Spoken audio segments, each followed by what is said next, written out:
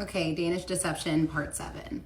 So he tells me that he needs to get a back surgery and he does not want me to come to Denmark because he wants me to meet his parents with him there because there's a serious language barrier and he wants to make sure that I can communicate with them through him. And he's like, I don't want you to be using Google Translate to talk to them the first time you meet them. And and at first I was really upset because I felt like he wasn't treating me like I was his family. And I remember having a conversation to my mom about it because I was really frustrated. And she asked me, she said, do you think his parents know about you? And I remember I got really defensive because I told her, in what world would his parents not know about me? And I told him, I really want to be there. I was still kind of like pushing on him for like the full day. And I remember like that was like one of our first like little fights. At this point, we had not fight at all. Like we have not had a single fight in the last 4 months because it's December of 2022. And so I told him, I said, listen, I really want to be there for you. And he was like, honestly, I don't want to like fight about this anymore. Like, let's just put this to rest. And I remember being frustrated because I also didn't have plans for Christmas because my family was going to be traveling and I had planned to spend Christmas with him. So I remember I reached out to my best friend, Natalie. I was talking to her about the situation and she said, why don't you fly to New York, spend a couple days with me, and then we'll go spend Christmas in Boston with my family. And I said, okay, like we can do that. And so I brought up the option to my ex. He said, I think that's a great idea. I obviously don't want you to spend Christmas by yourself. And so I said, okay, that works. And I'm obviously extremely sad because at this point I hadn't seen him in weeks. And now I don't know when I'm going to see him again because he's getting this surgery on December 21st. So I make plans, book my flight to New York, and a couple days before I leave, he told me, maybe what we can do is you can come to Denmark maybe a couple days after my back surgery because the doctors say that I need to be up walking a couple days afterwards. And I think it's just my mom that's gonna come. So what we can do is you can come meet my mom and we can go see like the Christmas lights. And at that point I'll be able to translate and everything. And so I said, that's fine. So I was like, I'll fly to New York, go to Boston, spend Christmas with my friend Natalie. And then I'll also have like an extra bag packed for like things to wear in Copenhagen and just make sure I'm prepared to figure out what the plan is whenever he tells me. And so I think we had decided that it was December like 26th or 27th that I was gonna go to Copenhagen and then spend like a week there. So I go to New York, have a great couple days with my friend Natalie. And then on like the second day I'm in New York, I get a message from him and he said, oh my goodness, my dad's back in the hospital. And I'm like, oh my goodness, I'm so sorry to hear that. He's like, his infection numbers are bad again, his blood poisoning again. And he ended up getting diagnosed with leukemia. And I just, I wanted to be there for him. And I said, like, do you want me to come? Like, I want to be there for you. Like, I don't want you to feel like you have to navigate through these things without having like your partner there to support you. And he said, right now, I just need to like focus on my family, and I'm grateful for you to be here, but I also don't want you to meet my dad for the first time in a hospital bed. And I'm obviously frustrated because I really want to be there for him, but I also don't want to be too pushy because I'm like, this is your family, your dad's in the hospital. I don't want to put too much on him. And so we made the decision that I was just going to be kind of like on standby, which was fine because I was with my best friend Natalie and I love her so much. And so I was having honestly a wonderful time with her and her family. And so we had left New York, went to Boston. Obviously I'm still in constant communication with him, trying to figure out what's happening. And he sends me a message. I think it's on December 23rd. He sends me a message and he says, I'm so angry. I just got into a fight with my sister. And maybe like 5 minutes later, he gives me a call and I'm like, what happened? He said, we're sitting in the hospital room and my dad is obviously laying in the bed and my older sister looks to me and says, so where are you spending Christmas? And I said, not with you, bitch. And it turned into a huge fight. They start screaming at each other in the hospital. He storms out. He feels so disrespected. His mom's upset. His little sister's upset because they're already spending some of their holidays in the hospital. And like now, like they have all this tension in the family. And so I remember just being like so confused as to like why his sister is like this awful person. Like, why is she treating you like this, especially at a time when your dad is not doing okay? And so he calls me. He's like, I'm just so upset. Like, I want to get away. And I said, well, let me know what you need from me. Like, I'm literally a plane ride away. And he said, well, I obviously, like, now that I'm like, don't want to be around my family, I would love to see you. And I said, okay, well, I can book a flight to Copenhagen and come stay with you. And he said, I don't know, I just kind of feel like I just need to get out of Denmark. And at that point, he was obviously in his hometown in Aalborg, which is 4 hours north of Copenhagen.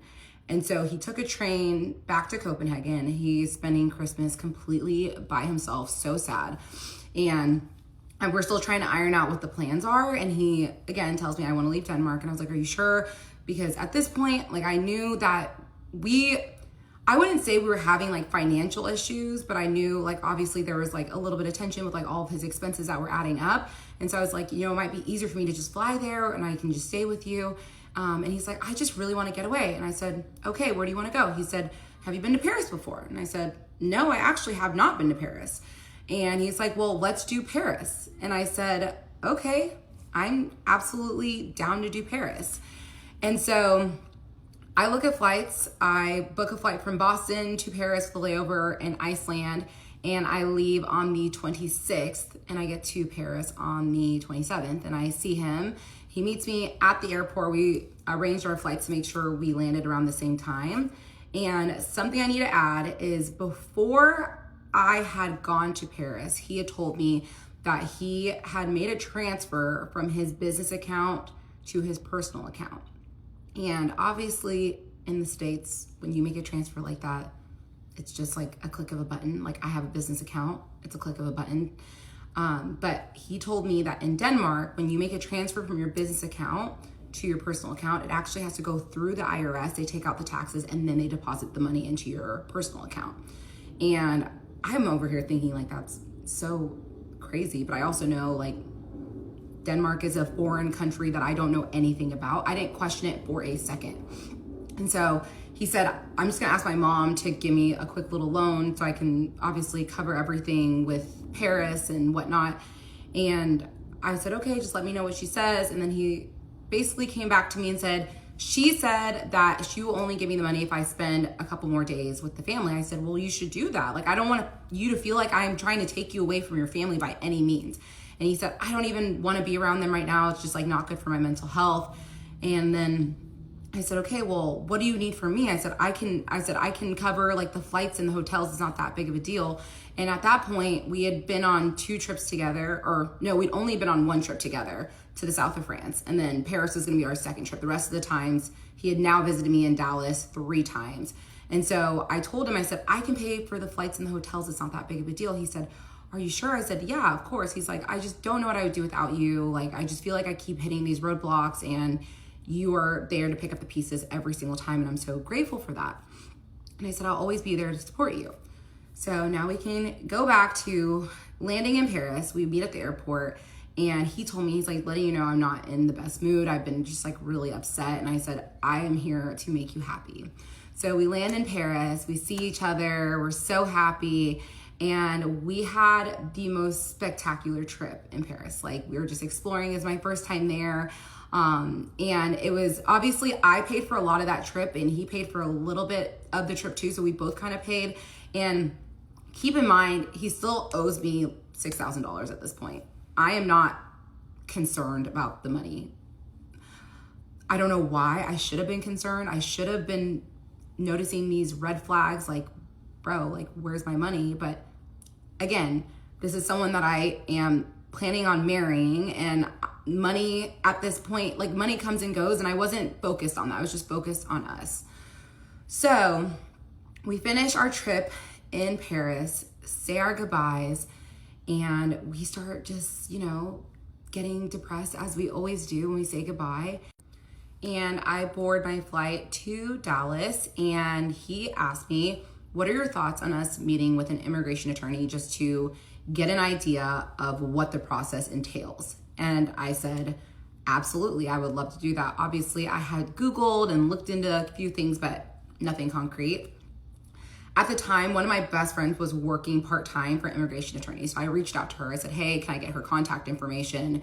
And she said, yeah, of course. She gives me her contact information. And I call her, we set up a meeting, and obviously, you know, still the time difference. He had a work trip in Norway that he was at. And at this point, also, little side note, we had started sharing our locations while we were in Paris. So I had his location at this point, and I could see that he was in Norway. And he also FaceTimed me from the hotel room. So he was in Norway, 100%. And we had a call with the lawyer, and we were discussing the process. And she tells us it's gonna take 18 months for you guys to get all of this process after the time you get married. And I was like, 18 months? She's like, everything is super backed up because of COVID. I always wanna let my clients know this stuff so that they are fully prepared. And I just felt like that sounded like such a long time. But we finished a conversation with the lawyer, and I then call my ex, and we're talking, debriefing on everything. And there's two different types of ways to get a permanent residency in the United States. There's consular processing, and then there's another way where you basically apply for the visa and you're living in the States full time while you're processing the visa. So obviously, because he was still working a lot and traveling a lot for work, and because of his dad's health, we decided we would do consular processing, because why not? But then we start having the discussions on, okay, but the clock starts after we get married. And that's when he says, well, I would marry you tomorrow. And I was like, well, I would marry you tomorrow. And he was like, wait, really? And now the time has come for me to drop the first of many bombs on you guys. This man is actually not my ex-fiance. He is my ex-husband. So I will end right now, and we will pick back up in part 8.